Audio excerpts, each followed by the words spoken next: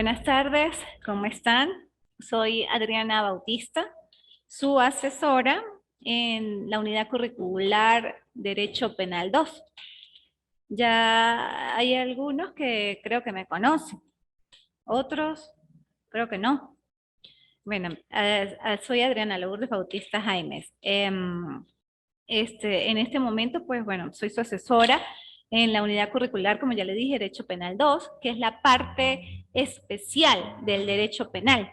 Aquí pues vamos a encontrar las diferentes tipos o categorías de delito. Lógicamente pues que no vamos a abarcarlos todos, pero sí la gran mayoría, y pues vamos a encuadrar hechos en conductas antijurídicas y que esas conductas antijurídicas están establecidas o previamente establecidas en una norma penal, sea en el Código Penal o en leyes penales especiales o leyes orgánicas donde efectivamente se verifican esos tipos penales, ¿no?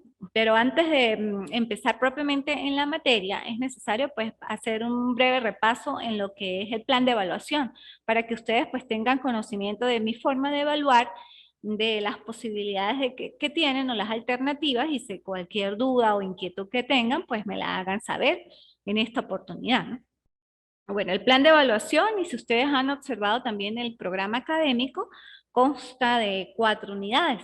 Esas 4 unidades pues van a ser evaluadas a través inclusive de 4 actividades.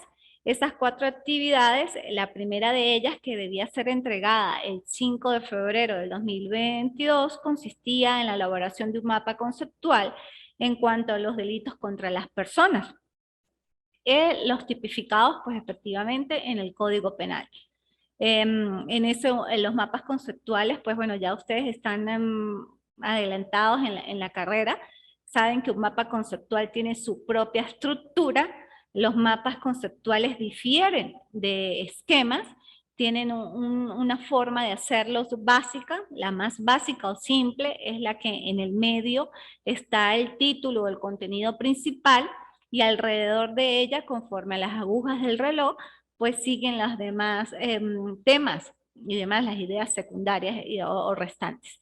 Ese es el más básico. Hay diferentes formas también de ser mapa conceptual, pero todo gira más o menos sobre esa línea, que totalmente difiere de los esquemas de corchetes, de paréntesis y demás, ¿ok?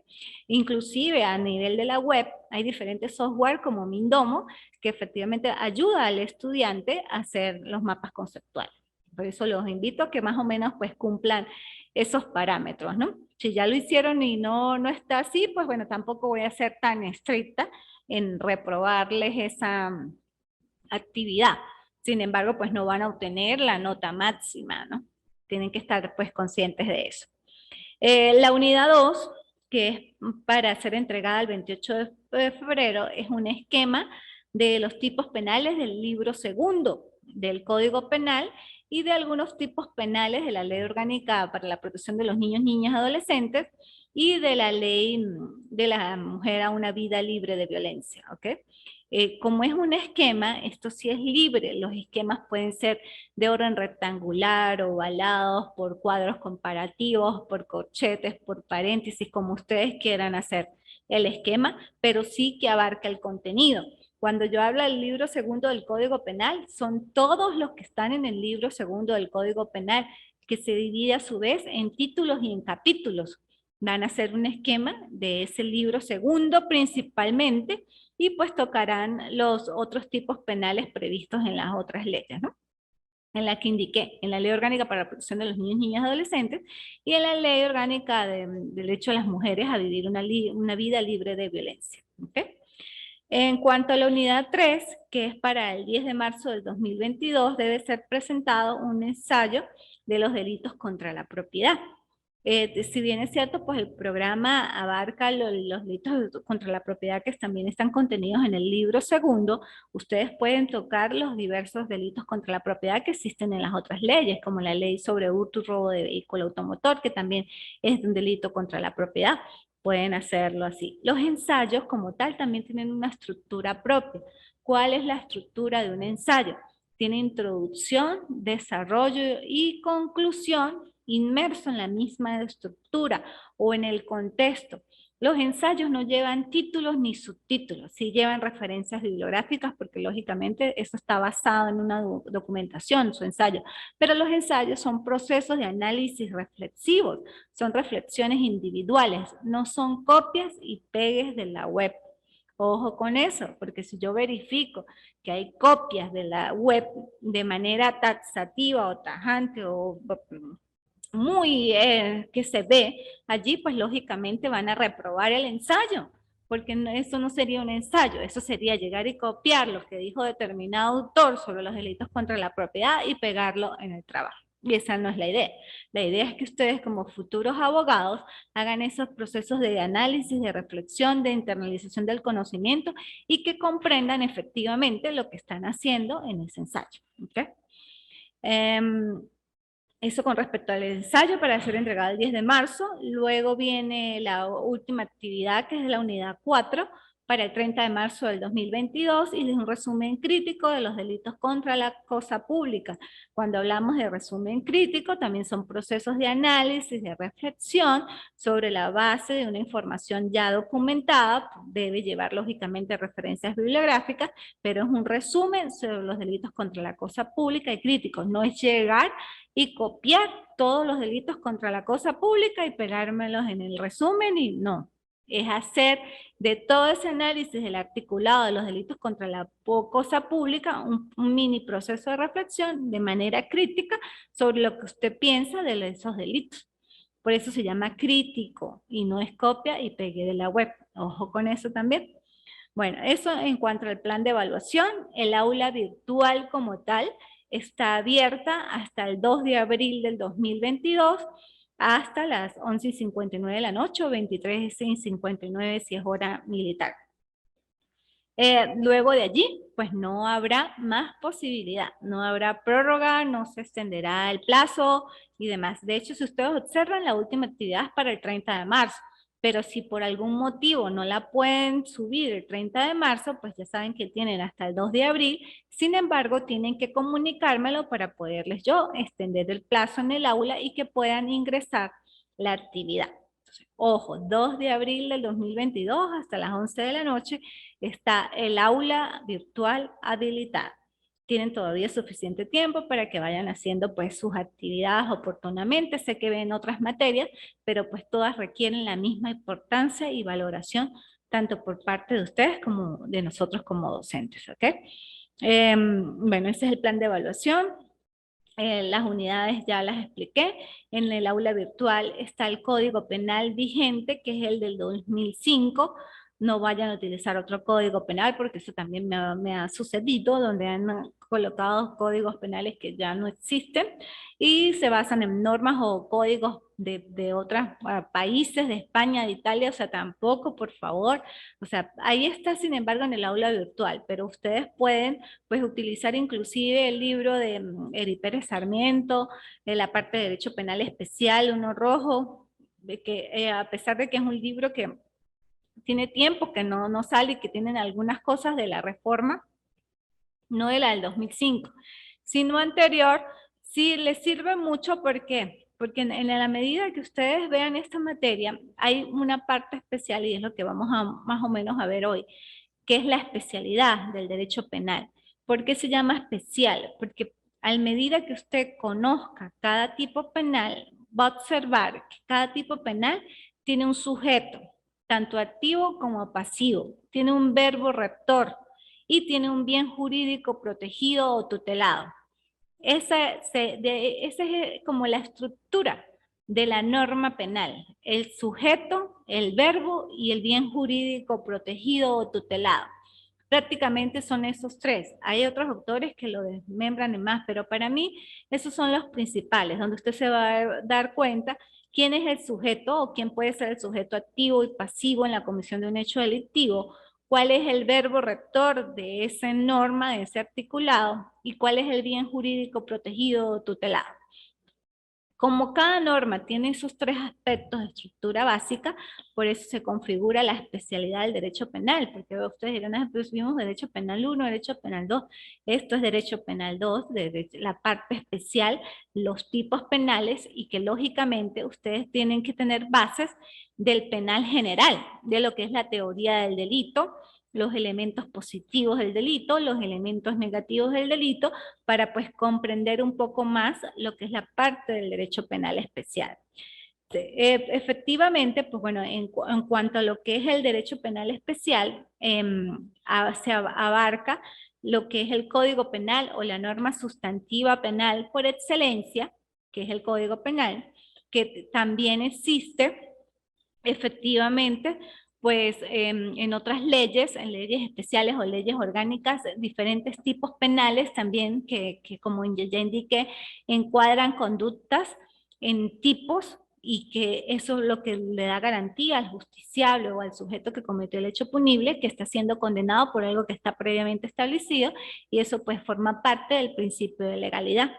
Pero dentro de ese código penal, que ustedes pues tienen que inclusive saberlo manejar, tienen que conocer que, bueno, la última reforma fue la del 2005, que es un código de corte clásico, que su origen viene del código penal italiano, el de Sanardelli, que tiene esa estructura de él, que la mayor parte pues de su forma, de su estructura fue tomada del código italiano, que es un excelente código, que está dividido en 3 libros y que el primer libro habla de los delitos de las personas y de las penas. Hace como una especie de distinción en cuanto a atenuación de penas, agravación de penas, causas de justificación o causas de inculpabilidad. Habla inclusive de las penas corporales, de las no corporales, de la prescripción, toda esa parte muy interesante del capítulo 1, que pues, forma parte prácticamente del derecho penal 1. El libro 2, que es prácticamente lo que es penal especial, que es el libro segundo, que son el delito y sus especies. Son las diferentes tipologías de delitos, delitos contra las personas, contra la fe pública, contra el patrimonio, contra la propiedad, bueno, contra el orden público, las diferentes categorías del delito de manera macro, que no obsta que también, como ya indiqué, nos vayamos a leyes especiales orgánicas que también contemplan tipos penales.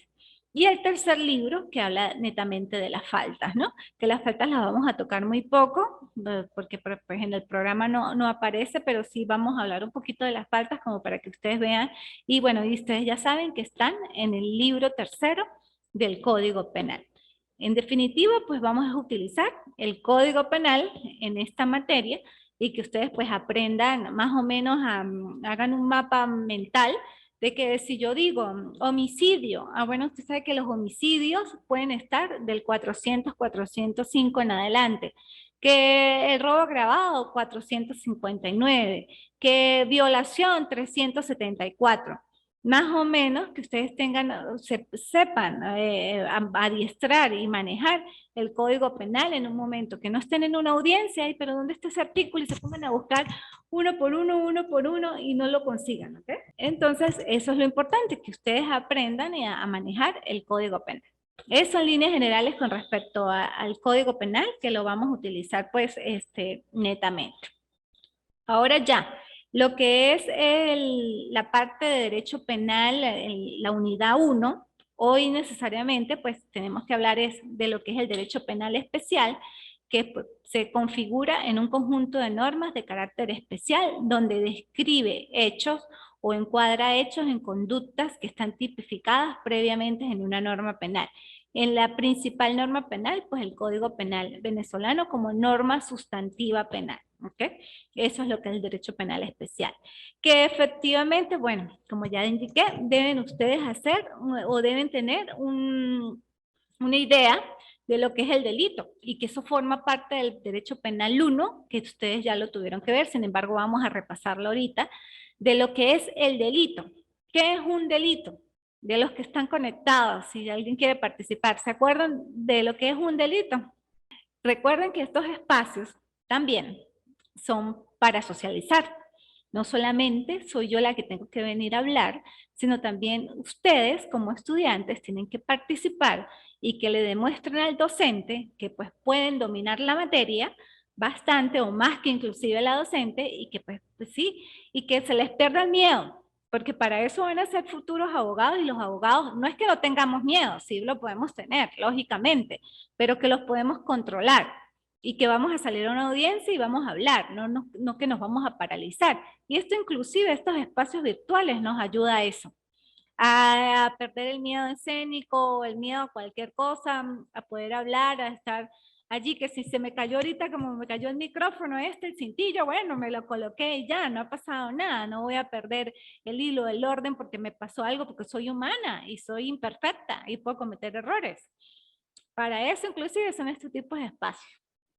Entonces, bueno, ya que ninguno quiere hablar, pues bueno, voy a hablar yo, pero en las próximas clases me gustaría que ustedes socializaran conmigo, máximo cuando son 34 estudiantes, dentro de ese proceso valorativo, yo voy a efectivamente a valorar la participación de ustedes. Por lo menos yo admiro mucho a Miriam Ramírez, que ella siempre viene a clases virtuales, pero ella siempre está conectada. ¿Y usted cree que yo a Miriam, no es que no la ayudaría, pero supongamos, está para tener 100 puntos y sacó 99, yo podría darle un punto a Miriam que tenga los 100 porque siempre asiste a clases. Y eso es un proceso valorativo. Y eso lo ve el docente. Es una forma de motivación. Y eso es eso pasa en diferentes ámbitos o espacios académicos, que también es una motivación para el estudiante. Oye, yo me conecto, oye, yo estoy pendiente y saqué 99 y la profesora no me quiere dar el punto. Bueno, Adriana Bautista sí va a dar el punto a los que efectivamente están conectados y están prestos en las clases, ¿ok? Entonces, Miriam, de verdad, pues bueno, la felicito por estar siempre presente allí. Ahora bien, en lo que hablábamos del delito, ¿qué es el delito? El delito es un acto típicamente antijurídico, culpable e imputable a un hombre y castigado con una pena. Si ustedes observan o me escucharon, voy a volverlo a repetir, es un acto típicamente antijurídico, culpable e imputable a un hombre y castigado con una pena. En ese concepto abarca los elementos del delito, tanto los positivos como los negativos, al observar que es un acto, una acción. Ese es el primer elemento del delito. Acción, acto. ¿Por qué es el primer elemento del delito? Porque necesariamente para que se configure un hecho punible tiene que haber una exteriorización de conducta delictiva, que esa conducta delictiva que yo estoy pensando la exteriorice en el mundo físico. Si yo no la exteriorizo, no se puede considerar delito. ¿Por qué? Porque las intenciones ustedes consideran que pueden ser penadas. No, ¿verdad? Las intenciones no. Yo puedo pensar, supongamos, este lapicero, lo veo en un estante, ay, qué bonito lapicero, me gustaría tenerlo. Y lo veo solo allá, me lo puedo hurtar. Puede ser que hayan cámaras, pueden ser que no cámaras, pero me lo puedo hurtar. Y ay, me gustaría, puedo pensar yo, hacerlo, pero no lo hago. Lógicamente no lo hago porque sé que eso no es mío, eso es malo, eso es incorrecto. Ajá. Pero nadie sabe que yo pensé eso. Y como nadie sabe, ni siquiera, y no lo exterioricé porque no lo hice, no lo ejecuté, pues lógicamente no hay delito. Entonces, es una acción. Por eso es un acto, pero exteriorizable en el mundo físico, en el plano terrenal. Mis pensamientos no pueden ser punibles. Si bien es cierto, hay una parte que también lo vamos a ver, bueno, a tocar someramente, porque eso no lo habla el programa, pero es necesario que ustedes lo sepan, en cuanto al autor intelectual y el autor material de los hechos delictivos. Pero lógicamente, para establecer quién es el autor intelectual, pues hay una serie de pruebas, que eso es parte también de procesal penal, para comprobar la intelectualidad de esa persona que cometió el hecho delictivo, que existe un autor material porque la ejecutó, pero que hay alguien intelectual que fue el que hizo como el recorrido criminal en su mente y a través de otra persona lo ejecutó, pero tiene que ser comprobable, porque si no es comprobable, eso quedó allí, porque las intenciones no son punibles en ese momento, ¿ok? Tienen que ser comprobadas y materializadas. Típico. Acto típicamente antijurídico. Vamos a hablar de la tipicidad. ¿Por qué es típico? Porque necesariamente está dentro de lo que abarca el principio de legalidad como un principio inclusive y garantía constitucional. Todo lo que está plasmado en leyes es donde efectivamente una persona puede ser declarada culpable. Lo que no está previsto en leyes penales o no aparece en ningún tipo penal o no en ninguna norma, pues lógicamente una persona no puede ser condenada, juzgada. Eso forma parte del principio de legalidad y es típico porque está contemplado, puede ser en el Código Penal o en una ley especial o en una ley orgánica, porque esa conducta antijurídica encuadra en un hecho punible y ese hecho punible está previsto o establecido en una ley. Puede ser el Código Penal, una ley especial o una ley orgánica que encuadra ese tipo. Por decir, el homicidio intencional, el que intencionalmente diera la muerte a otra persona. Eso está establecido más o menos en esas palabras en el Código Penal, en el artículo 405, el que intencionalmente diera muerte a otra persona. Sobre esa base es que se encuadra esa conducta en ese tipo. Si no existiera, pues lógicamente no podemos decir que es típico y que afecta el principio de legalidad y forma parte de los elementos del delito, la tipicidad. Entonces llevamos 2. Ahorita más o menos porque esto no forma parte de penal especial, pero es necesario que ustedes lo recuerden. O que si no lo recuerdan, se vaya a Derecho Penal General y lo revisen. Acto, típicamente, ahora vamos a antijurídico. ¿Por qué es antijurídico? Porque esa conducta transgresora es contraria a la ley, es contraria al derecho, es contraria a la norma. O sea, es mala. Y como es mala, pues antijurídica porque choca. Y al chocar, pues está haciendo, pues, desde sí, o sea, no va conforme a los lineamientos o los parámetros normales que una persona debe vivir en sociedad. Por eso es antijurídica, contraria a la ley, así de sencillo. ¿Ok? Culpable. ¿Por qué es culpable? Hablamos de la culpabilidad. Porque necesariamente debe existir un juicio de reproche. ¿Qué es ese juicio de reproche? Donde esa persona que cometió el hecho delictivo efectivamente pueda ser reprochada porque es punible, porque es imputable y porque efectivamente hay elementos que comprometen de manera directa su responsabilidad en ese hecho punible. Por eso es culpable. ¿Okay? Punible, porque es merecedor a una pena. Pero antes de ser punible, tiene que ser imputable. Hablamos de la imputabilidad e inimputabilidad. Cuando una persona es imputable, principalmente por edad, ¿no? Recuerden que hay 2 jurisdicciones, jurisdicción especial y jurisdicción ordinaria.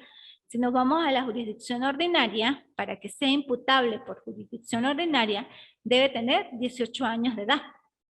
Pero si tiene 17, es imputable, pero conforme a la jurisdicción especial, ley orgánica para la protección del niño, niña, adolescente. Y si tiene menos de 14 años, es inimputable. Al ser considerado inimputable, quiere decir que así haya cometido un acto que es típico y que es antijurídico y que merece un juicio de reproche, no está uno de los elementos del delito, que es la imputabilidad, sino es inimputable, y ese adolescente que cometió ese hecho impunible solamente va a ser merecedor de medidas de protección no coercitivas, porque es no imputable o es inimputable. Lo mismo sucedería en el caso de ya siendo una persona adulta, que puede ser inimputable si efectivamente se verifica algún tipo de estado de demencia, pero una demencia ya generalizada o absoluta, y se observa que pues no cometió el hecho delictivo bajo ese estado, o sea, sin control de sus emociones, pero también pues eso hay que probarlo y demás. Sin embargo, el proceso penal se abre. Pero son ya casos extremos. Pero lo normal, lo que sucede en el proceso penal es que se verifica la imputabilidad bajo parámetros de edad.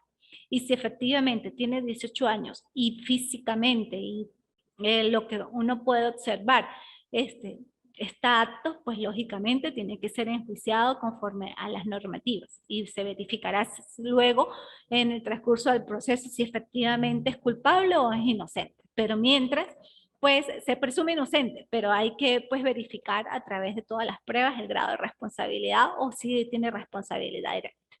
¿Ok?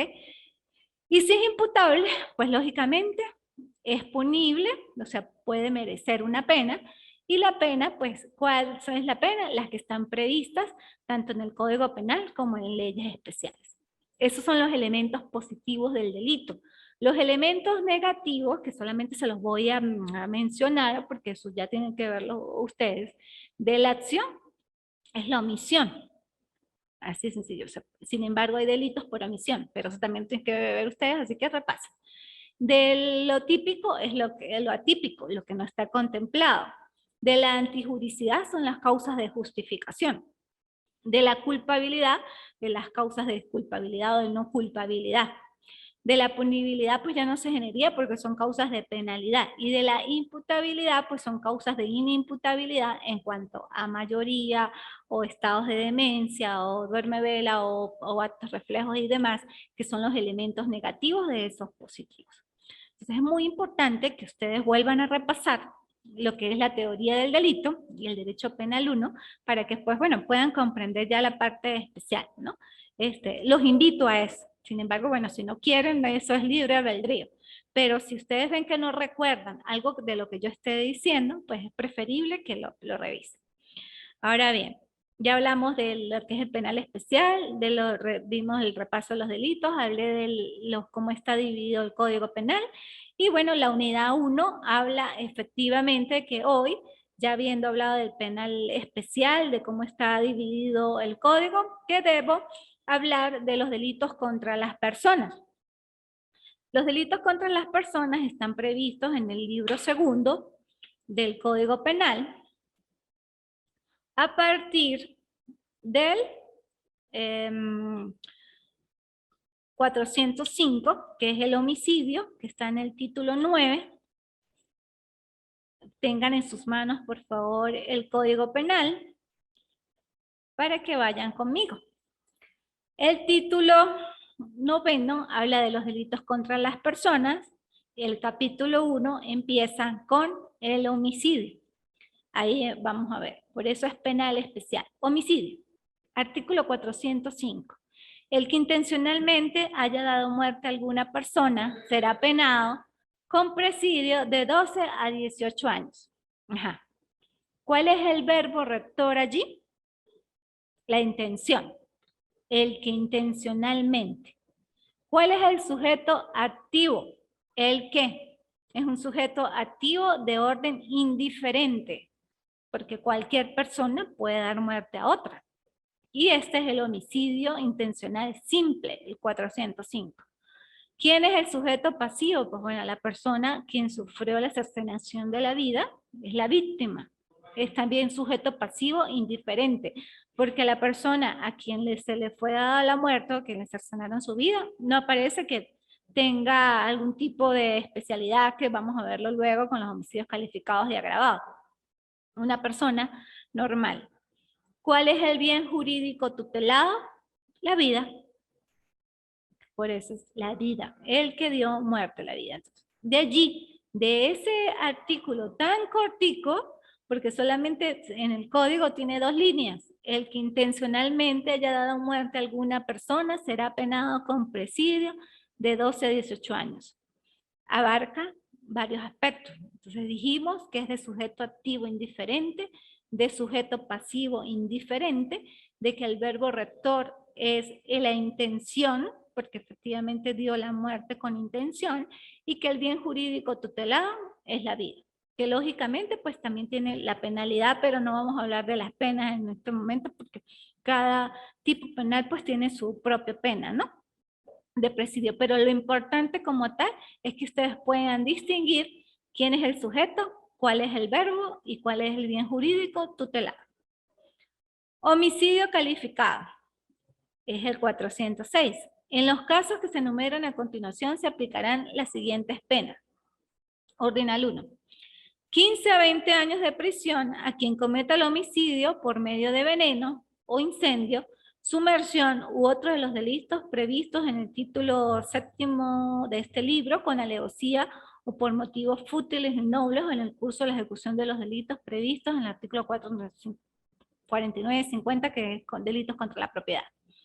De 20 años a 26, si concurren más o dos de las circunstancias indicadas, de 28 años a 30, para los que lo perpetren en la persona de su ascendiente o descendiente o la de su cónyuge, en la persona del presidente de la República o de quien ejerce interinamente las funciones a dicho cargo. Parágrafo único. Quienes resulten implicados en cualquiera de los supuestos expresados en los numerales anteriores no tendrán derecho a conocer de los beneficios procesales, eso ya es parte procedimental y de materia de ejecución de sentencia en materia penitenciaria. Entonces, hasta ahí. Homicidio calificado. ¿Por qué es calificado? Porque la persona a la cual va la agresión tiene una particularidad o fue agredida con una particularidad. En este caso, en el primer ordinal, si fue por incendio, sumersión o por motivos fútiles y nobles. Por eso la calificación está dirigida con base a la ejecución de la conducta transgresora. Cómo se dañó a esa persona, cómo se le cercenó la vida. Por eso es calificado, porque tiene una especialidad. Pero el sujeto activo es indiferente. O sea, ¿quién es el sujeto activo? El que agrede, el que ejecuta la acción. En este caso es calificado, pero por la persona a quien va dirigida la acción, no por el perpetrador. El sujeto activo en un homicidio calificado es indiferente. Se vuelve calificado por el sujeto pasivo y por la forma de contrarrestar o de cometer el hecho delictivo. En el primer caso, por esas causas, sumersión, incendio y demás. En los siguientes casos, cuando hablamos del ordinal 3 en adelante, porque tiene una relación de consanguinidad o de afinidad, ascendiente o descendiente o cónyuge, o por las personas que ocupen un alto cargo como el presidente de la República o de quien ejerce sus funciones. Por eso es un homicidio calificado, porque el sujeto pasivo tiene una categoría especial en la comisión del hecho delictivo. ¿Cuál es el verbo rector? Igualmente hay una intención con alevosía, con motivos fútiles también o innobles. ¿Cuál es la intención también? Dañar. El sujeto, el bien jurídico tutelado, ¿cuál es? La vida. Sigue siendo la vida. ¿Por qué? Porque igualmente pues la persona cometió el hecho delictivo bajo las diferentes formas, pero efectivamente ya no va a existir en el plano terrenal y ejecutó esa conducta, esa acción en las diferentes víctimas. El bien jurídico tutelado sigue siendo la vida.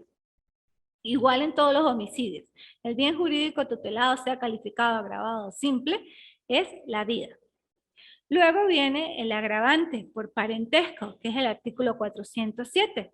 Dice, la pena del delito previsto en el artículo 405 de este código será de 20 a 25 años de presidio para los que lo perpetren en la persona de su hermano, para los que lo perpetren en la persona del vicepresidente ejecutivo de la República, de alguno de los magistrados o magistradas del Tribunal Supremo de Justicia, un ministro de despacho, un gobernador de estado, de diputado, diputada de la asamblea, del alcalde, de los alcaldes o de algún rector o rectora del Consejo Nacional Electoral o del defensor del pueblo, del procurador general o del fiscal general o del Contralor General de la República o de algún miembro de alto militar, de mando militar, de la policía o de algún otro funcionario público, siempre que respecto a estos últimos el delito se hubiere cometido a causa de sus funciones. Por eso es agravado.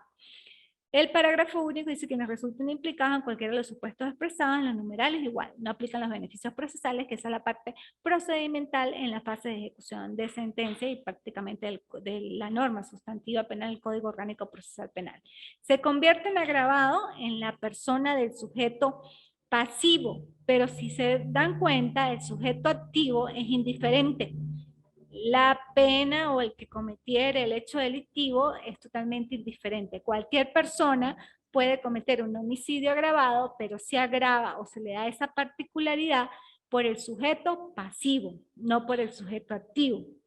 El verbo rector sigue siendo la intención, porque cuando se comete un homicidio agravado, calificado, siempre hay intención de cometerlo.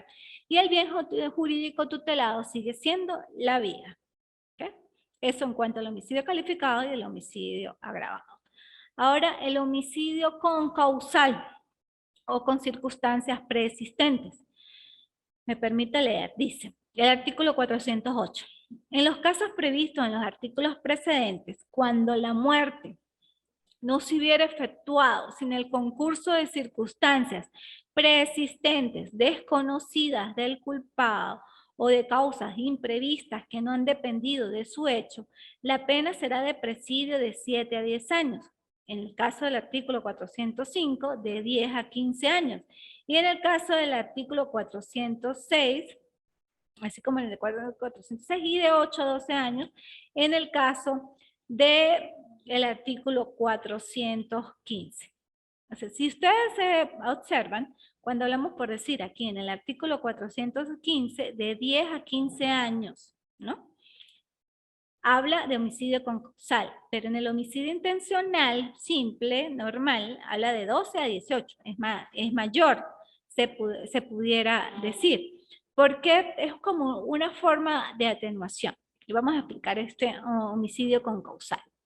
La persona tiene efectivamente la intención de matar, pero su acción como tal, en el momento que la ejecutó, no fue de la manera más agresiva o abrasiva, por decirlo de esa manera, para causarle la muerte, y lógicamente esa persona no iba a morir por esa lesión, pero murió, sin embargo, pero murió por una causa que no dependía de él, por decir, la persona era hemofílica, que se desangraba. Entonces, él iba con la intención de matar y por decir sí, y su arrebato, pero en ese momento de miedo, de pánico, de lo que no sé le pasó por su mente, le dio fue por un hombro.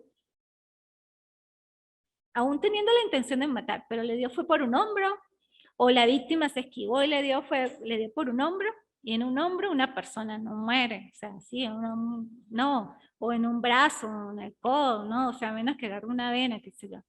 Pero si esta persona tiene una particularidad, es hemofílico, o tiene una enfermedad así y se desangra rápidamente, pues va a morir. Y en efecto murió en este caso. Entonces la persona efectivamente es condenada, pero no con la pena de un homicidio intencional, sino con la pena de un homicidio concausal.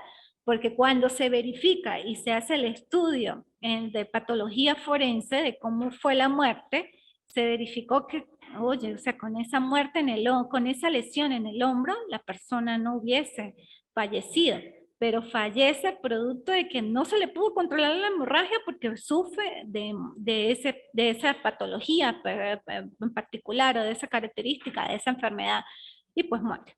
Por eso es homicidio concausal o con circunstancias preexistentes desconocidas lógicamente para el sujeto activo, porque tienen que ser desconocidas. Y lógicamente, ustedes dirán, ay, sí, va a decir que son desconocidas. Pues sí, lógicamente el sujeto activo va a decir que él no las conocía. Puede ser que sí, pero para que pruebe efectivamente que él las conocía, tiene que, o sea, ser algo determinante, ¿no? Que la víctima o el sujeto activo, no sé, era esposo, que conocía a todo su patrono, que era hermano o que era primo, que vivía allí, que sabía la patología, X o Y, una serie de circunstancias que efectivamente, entonces ya no pueden alegar el defensor que es un homicidio con causal, sino ya ahí nos iríamos por un homicidio intencional o por un homicidio calificado.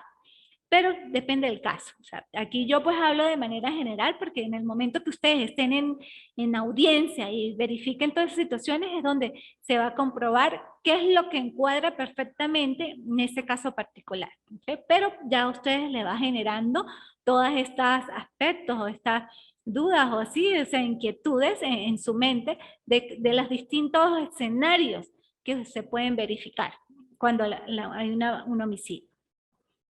Homicidio culposo, el 409, dice, el que por haber obrado con imprudencia o negligencia o bien con impericia en su profesión, arte o industria o por inobservancia de los reglamentos, órdenes e instrucciones haya ocasionado la muerte de alguna persona, será castigado con prisión de 6 meses a 5 años.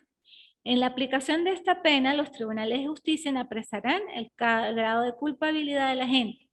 Si del hecho resulta la muerte de varias personas o la muerte de una sola y las heridas de una más, con tal que las heridas acarrean las consecuencias previstas en el artículo 4 de la pena de prisión, podrá aumentarse hasta 8 años. Este es el caso típico de los accidentes de tránsito, muchas veces, donde efectivamente pues fallece una persona y se verifica que, bueno, fue por negligencia, inobservancia, imprudencia o instrucciones de órdenes de tránsito. Cuando una persona se pasa un alto, un semáforo en rojo, cuando está en amarillo no hace par y sigue con su actuación y pasó un motorizado, un peatón, entonces hay un homicidio, o cuando se le fueron los frenos y pues la persona no tuvo el control de su vehículo en ese momento, que Dios nos guarde, nos favorezca, y pues arrolló a una persona. Todas estas son causales de homicidio culposo, que efectivamente se dan bajo esos aspectos puntuales. Tiene que existir haber obrado con imprudencia, con negligencia, con impericia en su profesión, en el caso de los médicos, cuando se dan mucho en los casos de cuando va a tener alumbramiento, cuando va a tener un bebé, mala praxis, que a veces con forces los niños mueren y demás. Claro, son casos de 100 por decir uno, ¿no? Pero puede pasar. Por inobservancia de los reglamentos, órdenes de instrucciones, haya ocasionado.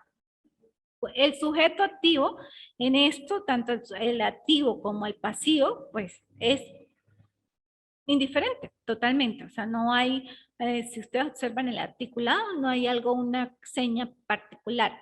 Es indiferente, sujeto activo indiferente, sujeto pasivo indiferente. El bien jurídico tutelado sigue siendo la vida, porque ya no está. Y el verbo rector son todos estos aspectos: imprudencia, inobservancia, negligencia, impericia y demás. Los que ya le dije: imprudencia, negligencia, inobservancia, impericia son los verbos rectores del homicidio culposo.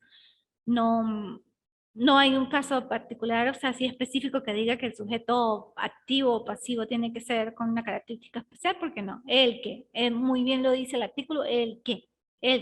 Cuando ustedes ven un artículo así, o sea, eso ya se sabe que es un sujeto activo y seguramente pasivo indiferente, ¿ok? Pero tienen que leer bien la norma. Homicidio preterintencional, el 410. El que con actos dirigidos a ocasionar una lesión personal causare la muerte de alguno será castigado con prisión de 6 a 8 años en el caso del artículo 405, de 8 a 12 años en el caso del artículo 406 y de 7 a 10 años en el caso del 407. Si la muerte no hubiese sobrevenido en el concurso de circunstancias persistentes desconocidas del culpable o de causas imprevistas independientes de su hecho, la pena será de presidio a 6 años en el caso del artículo 405, de 6 a 9 años en el caso del 406 y de 5 a 7 en el caso del 407. Entonces, muy importante con esto. Homicidio preterintencional, o sea, su intención va mucho más allá y comienza el que con actos dirigidos a ocasionar una lesión personal. Aquí vamos, es diferente al concausal, porque en el concausal la persona tiene la intención de matar. En este preterintencional no. La persona no tiene el ánimo de matar. Tienes el ánimo de lesionar, de darle un golpe, que lo sienta. Sí, un puntapié. O sea, el ánimo de lesionar, pero por causas que no dependen de su voluntad, o sea, no las previó, pues la persona se murió.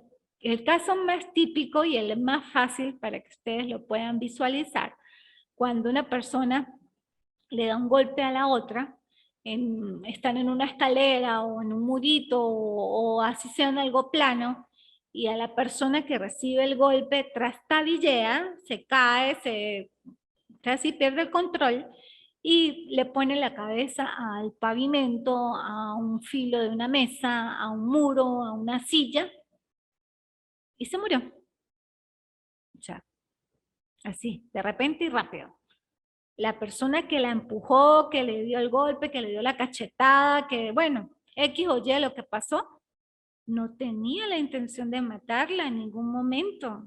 Pudo, sí, la intención de lesionarla, de darle una cachetada, de darle un golpe, un puntapié, pero jamás de matarla, pero se murió, o sea, por causas que no dependían en ese momento.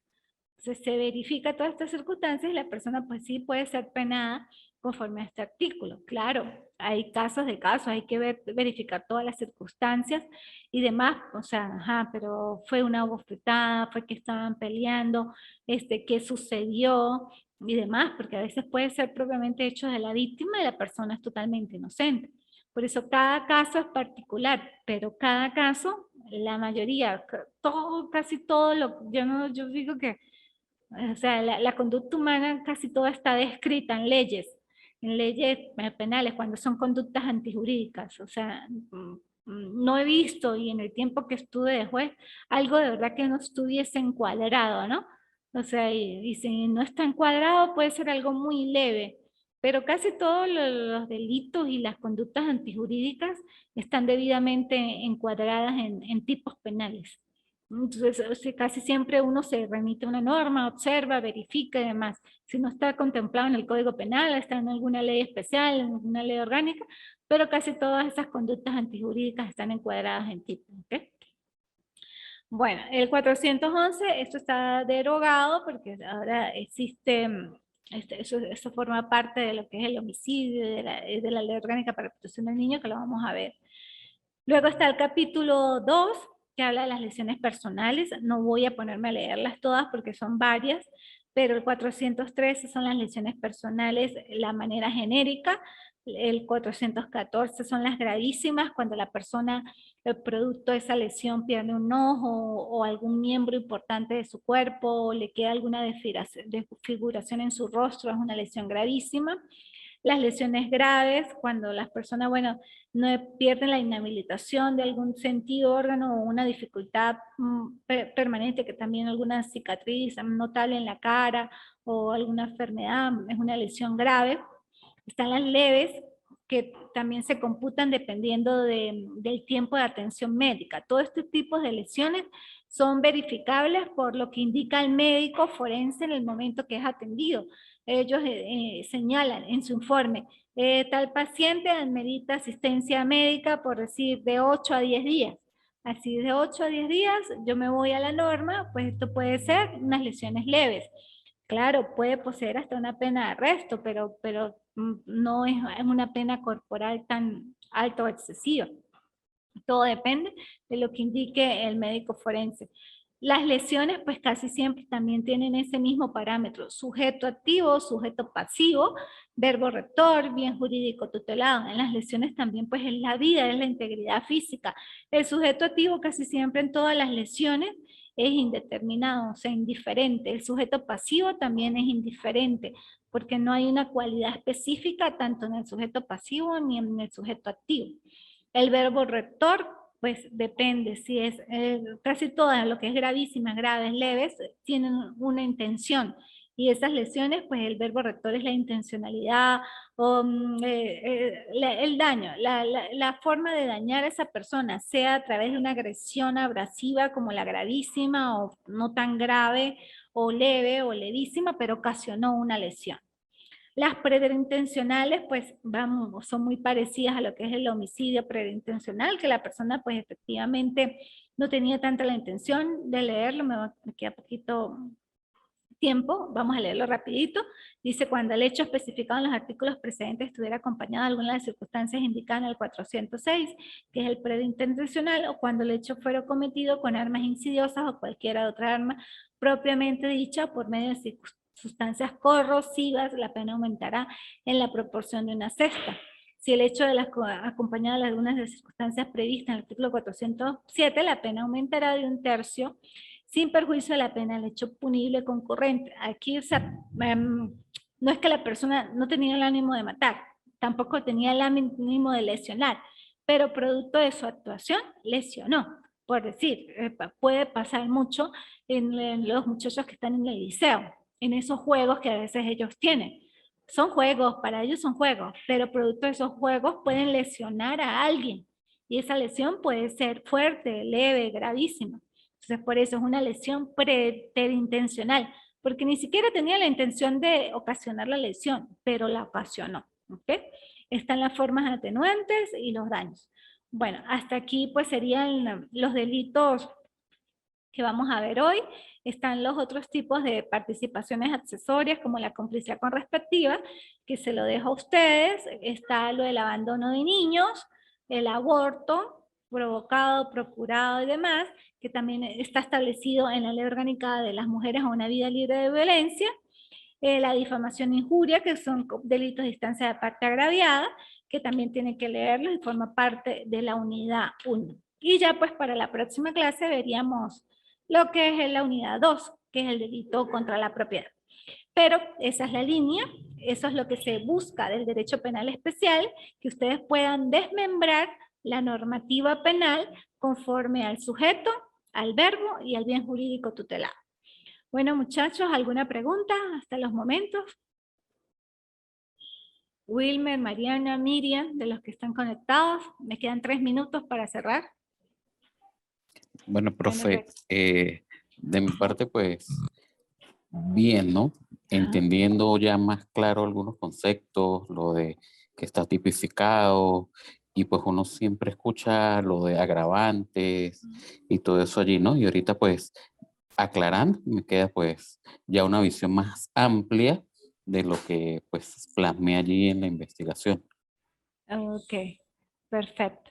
Bueno, me alegra pues que se haya conectado, que se sigan conectando en las próximas clases y que bueno, cualquier inquietud, novedad, sugerencia, pues primeramente se comuniquen conmigo vía mensajería por WhatsApp. Y bueno, en las clases más o menos como en 15 días, pues nos volvemos a conectar y estamos pendientes. A los que puedan venir a la clase también, pues los espacios están debidamente con la higiene debida y que ustedes puedan pues también venir si quieren ver la clase presencial, que también van a ser grabados como para que se puedan observar, si lo desean. Si no, pues sí los invito a que se conecten, que no solamente sean 3, sino el resto, porque son 34. Y como yo les dije, el derecho penal especial también es valorativo. Bueno, un placer haber estado con ustedes y nos vemos en próximas oportunidades. Gracias.